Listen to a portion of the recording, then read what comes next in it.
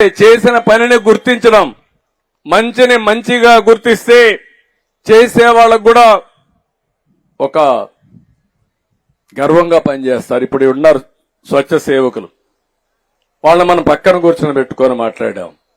వాళ్ళ కష్టాన్ని మొత్తం మర్చిపోయారు. ఏమి ఇస్తున్నాం? మనం ఇచ్చేది వాళ్ళ గౌరవాన్ని ఇవ్వాలి. మన ఆరోగ్యాన్ని కాపాడే స్వచ్ఛ సేవకులకు గౌరవిస్తే అదే వాళ్ళు కోరుకునేది. మనం వాళ్ళని వీళ్ళేంటి అనే లెక్కలేని తరం ఉంటే అది మంచి పద్ధతి కాదని కూడా మరొక్కసారి మీకు తెలియజేస్తున్నా. ఈరోజు ఇంకొక పక్క నేను ఒకటి ఆలోచిస్తున్నాను. అన్ని ఊర్లో డ్రోన్లు పెట్టాం, సీసీటీవీ కెమెరాలున్నాయి, సెల్ ఫోన్లున్నాయి. టెక్నాలజీ ఉపయోగించి భవిష్యత్తులో ఎక్కడ కూడా ఒక చిన్న కాగితం లేకుండా, ఎక్కడ కూడా చిన్న గార్బేజ్ స్టాక్ లేకుండా పరిశుభ్రమైన ప్రాంతాలుగా తయారు చేయడానికి ముందుకు పోతున్నాం. ఇది ఎట్లా ఉపయోగిస్తారని మీరు అనుకోవచ్చు. ఈరోజు ఒక డ్రోన్ పంపిస్తాను. మొన్నే మీరు చూశారు వరదల్లో డ్రోన్ పంపించాం. డ్రోన్ పంపించి ఆహార పొట్లాలు మామూలుగా మనుషులు పోయినప్పుడు ఇసిరిసిరేసేవాళ్ళు. ఎందుకంటే నీళ్లలో దిగాలి, మళ్లీ ఎక్కాలంటే కష్టం కాబట్టి ఇసిరేస్తే నీళ్లలో పడేటివి అవి తీసి ఇసిరేసేవాళ్లు. అది భోంచేస్తే ఏమవుతుందో మనకు తెలుసు. అందుకని నేను డ్రోన్ ఉపయోగించాను.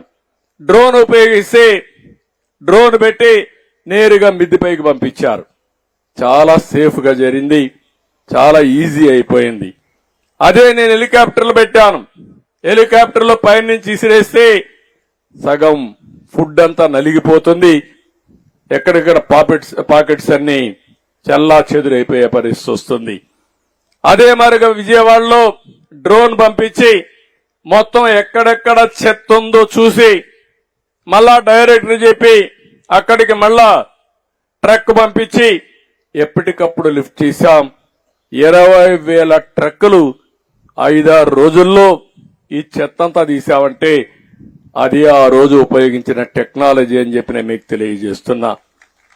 ఇంకో పక్క ఎక్కడైనా సరే ఈ డ్రైన్స్ అన్ని పూడిపోయి ఉంటే నేరుగా అక్కడ పోయి అవి కూడా తీసి పలాంది ఇక్కడ పూడిపోయిందంటే అక్కడికే ప్రొక్లైన్ పంపించి అవి కూడా క్లీన్ చేయించాం.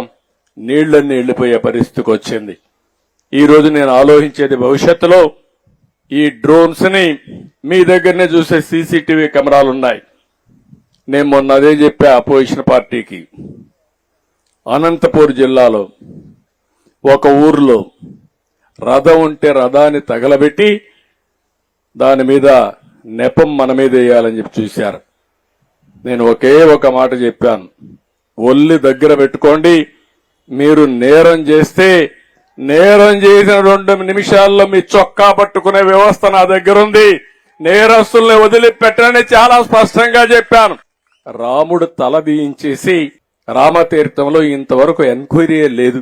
అదే మాదిరిగా రథాలు తగలబడితే దాని మీద ఎంక్వైరీ లేదు. ఏదైతే విజయవాడ దుర్గమ్మ అక్కడుండే సింహాలు ఏవైతే వెండితో తయారు చేసిన సింహాలు దొంగిలిస్తే దాని మీద ఎంక్వైరీ లేదు. మా వాళ్ళకు ఒకటే చెప్పారు, అన్ని దిక్కల్లో ఈ నేరస్తులుండే ఈ రాష్ట్రంలో మనం టెక్నాలజీ తప్ప ఇంకొక మార్గం లేదు. అన్ని దిక్కల్లా సీసీటీవీ కెమెరాలు పెడదాం. మీటింగ్లుంటే కూడా డ్రోన్లు పెడదాం. జాతరలు వచ్చినా డ్రోన్ పెడదాం. ఎవడైనా గాని తోక తిప్పితే తోక కట్ చేస్తామని చెప్పి చాలా స్పష్టంగా చెప్పారు.